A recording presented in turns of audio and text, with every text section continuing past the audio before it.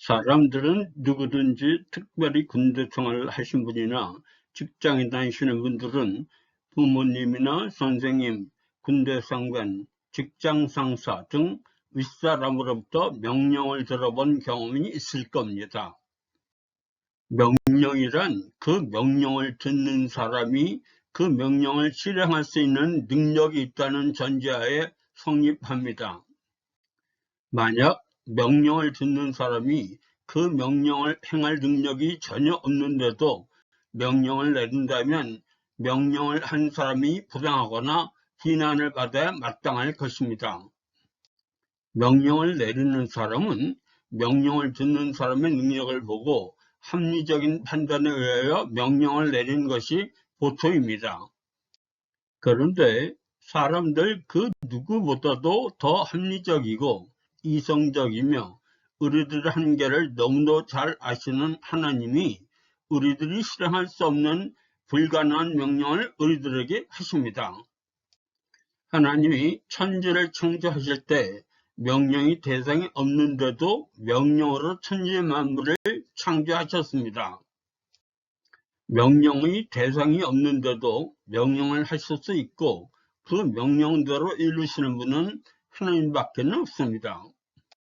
다시 말해서 하나님의 명령은 우리가 생각하는 일반적인 명령이 아니라는 것입니다. 인간과 살아있는 모든 생명체를 만드신 후 그 명령의 이행 능력이 없는데도 인간들에게 하신 것이 바로 명령입니다. 생육하고 번성하라. 이것은 우리 인간이나 생명체들이 의지적으로 마음대로 할 수 있는 것이 아닙니다. 그러니 당연히 실행 능력이 없죠. 그런데도 하나님은 명령을 하셨습니다. 예수님이 죽은 회당장의 딸을 살릴 때도 이미 죽은 아이에게 일어나라 라고 명령을 하십니다. 이미 죽은 사람은 그 명령을 수행할 능력이 전혀 없는데도 예수님은 명령을 하십니다. 죽은 나사로를 살릴 때도 예수님은 이미 죽어있는 나사로에게 나사로야 나오너라 라고 명령을 하십니다. 데살로니가 전서 4장 16절에 예수님이 다시 오시는 모습이 나옵니다.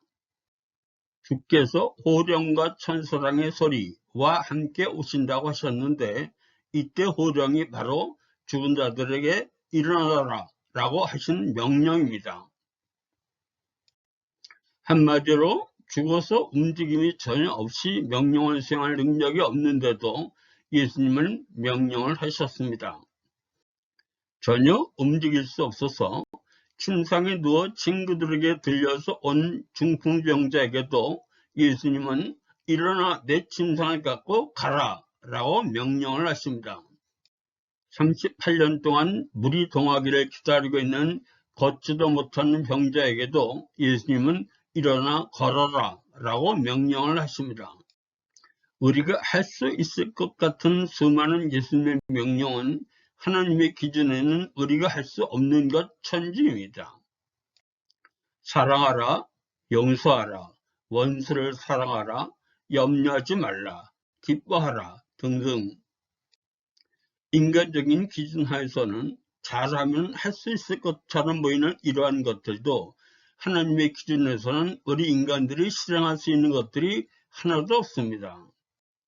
그런데도 하나님은 우리에게 우리가 할 수 없는 것을 명령하셨을까요?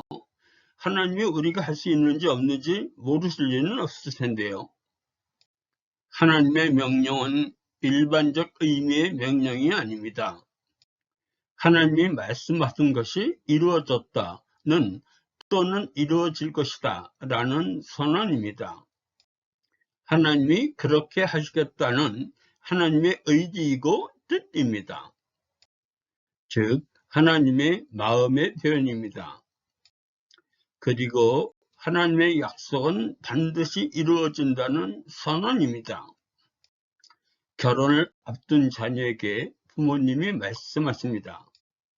아들, 딸 낳고 건강하고 행복하게 잘 살아라 라고 말씀하십니다. 이것이 명령인가요? 아니면 부모님들의 바람인가요? 하나님의 명령은 바람 이상입니다. 즉 그렇게 하시겠다는 약속입니다. 우리가 성경에서 하나님의 명령처럼 보이는 문장을 읽으면 부담을 느낄 것이 아니라 안도함을 느껴야 합니다. 우리에게 생육하고 번성하라 라고 명령하신 것은 하나님이 그렇게 하시겠다는 것입니다. 죽은 사람에게 일어나라 명령하신 것은 하나님이 살리려고 마음먹으면 이미 살아났다는 의미입니다. 그러니 일어나라 라고 명령하신 것입니다. 몸을 움직일 수 없는 사람에게 일어나라 라고 명령하신 것은 움직일 수 있는지 없는지를 보려고 명령하신 것이 아니라 이미 너희 병은 다 나았다는 선언입니다. 서로 사랑하라 라는 명령은 마치 우리가 할 수 있는 것처럼 보이지만 그 앞에 단서가 있습니다.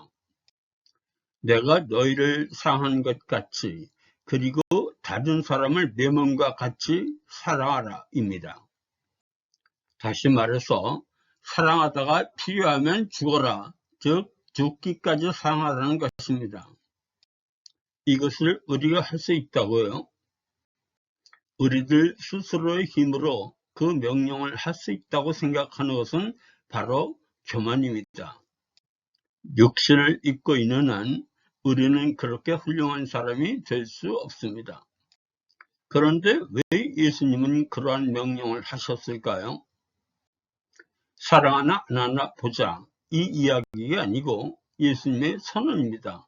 너희는 그런 사람이라는 것입니다. 예수 믿지 않는 사람들은 하고 싶어도 할 수 없는데 우리들은 할 수 있는 사람이라는 것입니다. 물론 우리가 육신을 갖고 있는 한은 쉽지 않은 일일 것입니다. 아니 아무리 예수를 믿어도 성령의 도움 없이는 절대 불가능한 일입니다.